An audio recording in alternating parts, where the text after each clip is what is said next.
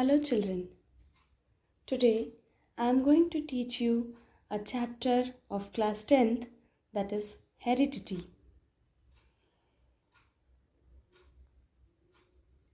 In this particular chapter, children, we will be discussing the various principles that was discovered by the father of genetics, Gregor Johann Mendel. He explored the various ways physical traits could be expressed in plant hybrids.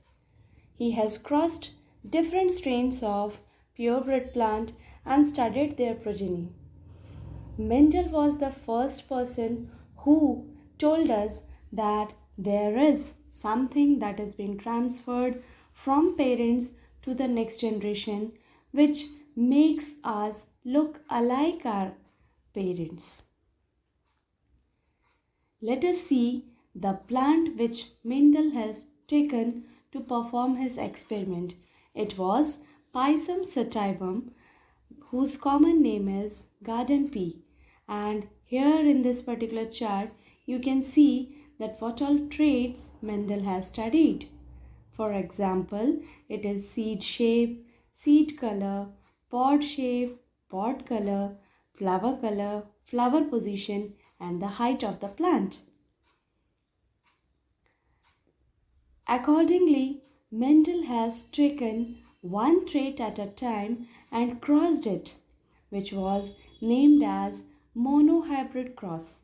Monohybrid cross means a cross between a single character, where the pure tall plant was crossed with a pure short plant, and the result in F1 generation were all tall plants whose genetic makeup is capital T, small t, wherein in case of F2 generation, 3/4 of the plant were tall, whereas only 1/4 plant is short.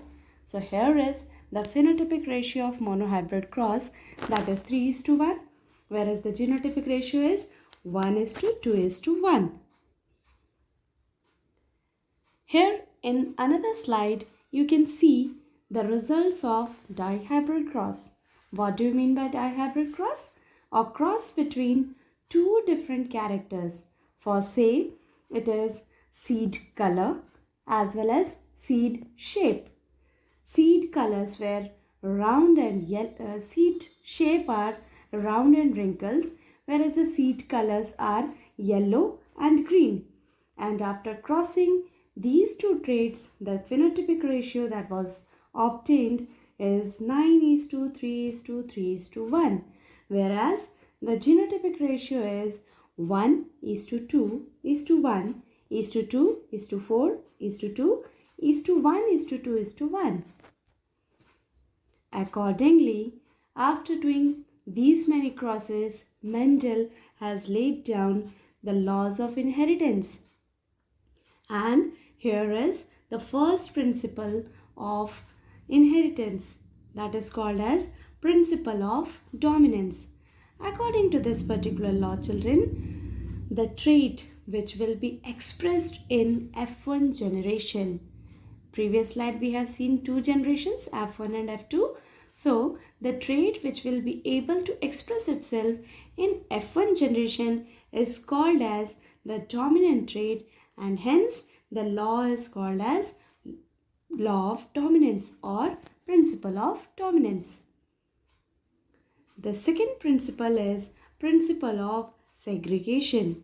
According to this particular law, during the gamete formation, each factor segregate, or a pair out of a pair of genes, a factor will segregate, and during the gamete production, members of each gene pair, they will contain one member from each trait.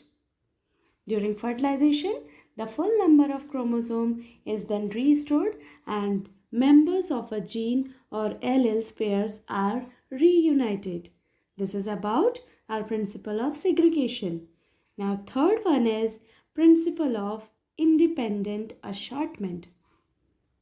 According to principle of independent assortment, neither of the trait will be interfered by the presence of any other trait. For example, in case of dihybrid cross, we have seen capital R and capital I, capital Y, capital Y. These both are the dominant trait, but wherein during the expression neither the R was interfered by the presence of Y, nor the capital Y was interfered by the presence of capital R. Here I mean to say R, which represents the round color of the seed, whereas round shape of the seed, whereas the yellow represents the yellow color of the seed. So hereby the distribution of one pair of allele into gametes does not influence the distribution of another pair. This is all about the laws of inheritance. Now let us see the sex determination in humans. Actually, children, in our society, the female is always being blamed for producing a girl child. But herein, in this particular cross, you will be clearly understanding that who is responsible for a girl child. It's none other than the father who has the two different sex chromosomes, that is X and Y, wherein the mother has both the homozygous chromosomes equally X and X. So if the father will transfer the X chromosome and the X chromosome of mother is going to cross with it, it will produce a female child. Whereas the Y factor of a father and the X factor of a mother will cross, then they will produce a male child. So the probability is 50-50% over here. So with the help of this particular cross, it is clearly understood that only the father and the Y factor present in the father is responsible for the sex determination in human beings. With this, children, I hope you have gathered all the information that is there in the chapter of heredity. Till the next class, keep learning, stay safe. Thank you, children.